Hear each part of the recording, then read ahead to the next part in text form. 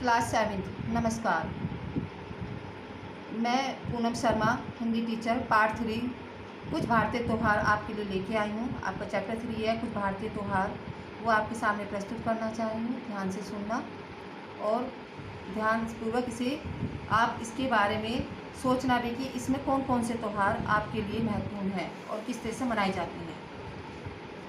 कुछ भारतीय त्यौहार। सामान्यतः दिवाली का त्यौहार नवंबर महीने में पड़ता है, आप लोग जानते हैं। यह सामाजिक त्यौहार भी है और धार्मिक भी। लगभग एक माह तक चलता है और अश्विनी मास का जो प्रथम दिन इस भव्य त्यौहार के आगमन का सूचक होता है। अश्विन होता है आपका सितंबर, वो अक्टूबर में आता है या सितंबर में।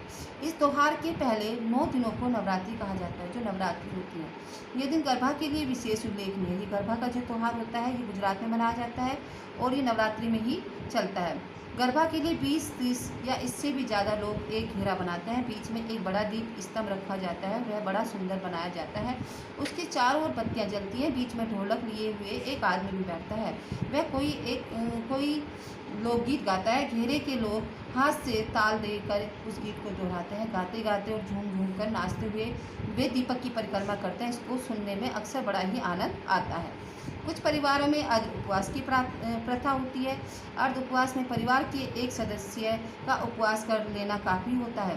उपवास करने वाला केवल एक बार और वह भी शाम को भोजन करता है। इसके अलावा उसके लिए गेहूँ, बाजरा, दाल आदि अनाज खाना वर्जित होता है। उसका आहार फल, दूध, आलू आदि जैसे कंदों तक ही सीमित रहता है।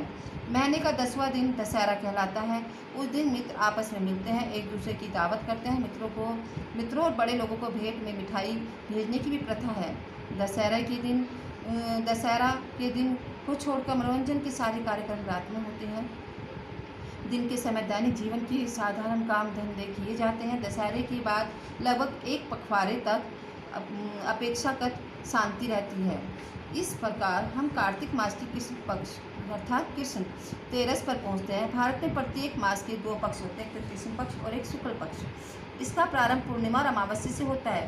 पूर्णिमा के बाद का दिन कृष्ण पक्ष और पहला दिन कृष्ण पक्ष का पहला दिन होता है। इसी तरह दूसरे और तीसरे आदि 15 दिन तक की गिनती की जाती है और 13वां दिन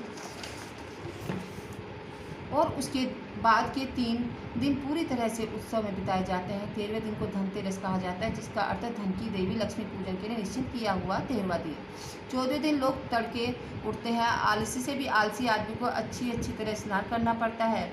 माँ अपने छोटे छोटे बच्चों को स्नान करने के लिए बाध्य करती है। हालांकि वह मौसम ठंडा होता है और यह भी लीजिए कि अब 15 दिन का प्रातःकाल ठीक दिवाली का दिन आ पहुँचा। अब आप एक आम सड़क के नुक्कड़ के पास खड़े हैं। उस ग्वाले को देखिए जो दूध जैसे सफ़ेद कपड़े पहने हैं। काल्पनिक करिए सभी बच्चे किस तरह से क्या सो रहा है, जिन्हें उसने पहली ही बार पहना है और अपनी लंबी दाढ़ी चेहरे के दोनों ओर ऊपर को फेर कर पगड़ी के नीचे बाचे कुछ गाने गाता हुआ आ रहा है। उसके पीछे पीछे गाय का झुंड चल रहा है, जिसमें गायों के सींग लाल, हरे, रंगे और चांदी से मढ़े हुए हैं। उसके पीछे पीछे आप छोटी छोटी लड़कियों की वह भीड़ देखते हैं और लड़कियों के सिरों पर कुंडलियों पर सदी हुई छोटी छोटी मटकियाँ हैं और आपको कौतूहल हो रहा है कि उन मटकियों में क्या है, मगर उस असावधान बालिका की मटकी से थोड़ा सा दूध जो है छलक जाता है और आपका कौतूहल सिर ही मिट जाता है। अब आप उस ऊंचे और पूरे तगड़े सफ़ेद मूछ वाले आदमी को भी देखिए जो अपने सिर पर बड़ी सी सफ़ेद पगड़ी बांधी है और उसकी पगड़ी लंबी सरकंडे की कलम घुसी हुई है और अपनी कमर में वह एक लंबा दुपट्टा लपेटा है जिसमें एक चांदी की सी दवात घुसी हुई है। आपको जानना चाहिए कि वह एक बड़ा साहूकार है। इस तरह आपने तरह तरह के लोगों को देखा जो हर्षोल्लास से भरे हुए मज़े के साथ घूम फिर रहे हैं। अब रात आ गई। सड़कें आंखों को चुंधिया देने वाली रोशनी से दमक रही हैं। स्त्री पुरुष बालक सब अच्छे वस्त्र पहने हैं और करीब करीब सभी वस्त्र अलग अलग रंग के हैं। उनकी अद्भुत अभंगी छवि इंद्रधनुष की छवि प्रस्तुत कर रही है। आज की रात विद्या की देवी सरस्वती की पूजन की रात भी है। व्यापारी लोग पहली बत दर्ज के करके अपने नए बहे खाते भी आज रात को शुरू करते हैं। पूजा के अंत में बिल्कुल अधीर बने बच्चे पटाखे सुलगाते हैं और चूँकि यह पूजा सब जगह एक निश्चित समय पर होती हैं। सड़कें पटाखों और धड़ाकों और पटपटाहट और सरसराहट से गूंज उठती हैं। बाद में धार्मिक प्रकृति के लोग जो है मंदिर जाते हैं, परंतु वहाँ भी हर्ष और उल्लास और चकाचौंध भरा प्रकाश और भव्यता दिखलाई देती है। दूसरा दिन अपेक्षाकृत शांत होता है। आमतौर पर पिछले दिन के गरिष्ठ भोजन के बाद हल्का भोजन ग्रहण किया जाता है। नटखट बच्चों को छोड़कर अब कोई पटाखे और आतिशबाजियाँ नहीं छोड़ता। रोशनी भी कम हो जाती है। दूसरे दिन दिवाली का उत्सव लगभग समाप्त हो जाता है। यद्यपि दिवाली का उत्सव सारे भारत में मनाया जाता है, इसे मनाने की पद्धति भिन्न प्रांतों में अलग अलग है। हम अब देखें कि इन उत्सव का समाज पर क्या असर पड़ता है और इनके द्वारा लोग अनजाने में कितने काम पूरे कर डालते हैं। सामान्य रूप से परिवार के सब लोग जो हैं उत्सव के दिनों में अपने मुख्य द्वार अर्थात अपने मुख्य घर में एकत्र होने का प्रयत्न करते हैं। पति अपने काम के कारण भले ही सारे वर्ष दूर रहा हो, इन दिनों वह फिर से अपनी पत्नी के पास घर पहुँचने का प्रयत्न करता है। पिता लंबी यात्रा करके भी अपने बच्चों से मिलने के लिए आ जाता है। पुत्र यदि दूर पड़ता है तो भी वह अपने स्कूल से घर आ जाता है और इस तरह सारे परिवार का पूर्ण मिलन हो जाता है। फिर जो सामर्थ्य होते हैं वे सब नए नए कपड़े बनवाते हैं। धनी लोग खास और तौर से इस अवसर के लिए जेवर भी खरीदते हैं। विभिन्न परिवारों के पुराने झगड़े भी रफा दफा कर दिए जाते हैं। ध्यान देखिए इस बात पर आप। कम से कम पूरी गंभीरता के साथ इसकी कोशिश तो की ही जाती है। घरों की मरम्मत सफ़ेदी भी हो जाती है। पड़ी हुई साज सज्जा निकाल कर साफ की जाती है और उससे कमरों को सजाया जाता है। यदि कोई पुराना कर्ज हो तो उसे समय पर चुका दिया जाता है, क्योंकि नववर्ष के लिए कोई ना कोई नई चीज़ खरीदने की उम्मीद प्रत्येक व्यक्ति की जाती है और वह चीज़ आमतौर पर बर्तन या किसी तरह की कोई दूसरी चीज़ होती है। खुले हाथों में भिक्षा दी जाती है। जो लोग प्रार्थना करने और मंदिर जाने से अधिक आस्था नहीं रखते वे भी इन दिनों ये दोनों काम करते हैं। त्योहारों के कोई आदमी किसी दूसरे से लड़ाई झगड़ा नहीं करता और न किसी को कोसता है। संक्षेप में प्रत्येक बात शांतिमय और आनंदमय होती है। जीवन भार जैसा होने के बजाय पूरी तरह आनंद मनाने के योग्य हो जाता है। यह समझ लेना कठिन नहीं है कि इस तरह के त्योहारों का परिणाम अच्छा और दूर तक प्रभाव डालने वाला होता है।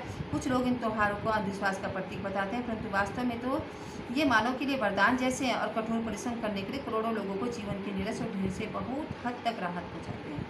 परंतु ऐसा नहीं मान लेना चाहिए कि इस उत्सव का कोई दुरुपयोग नहीं होता।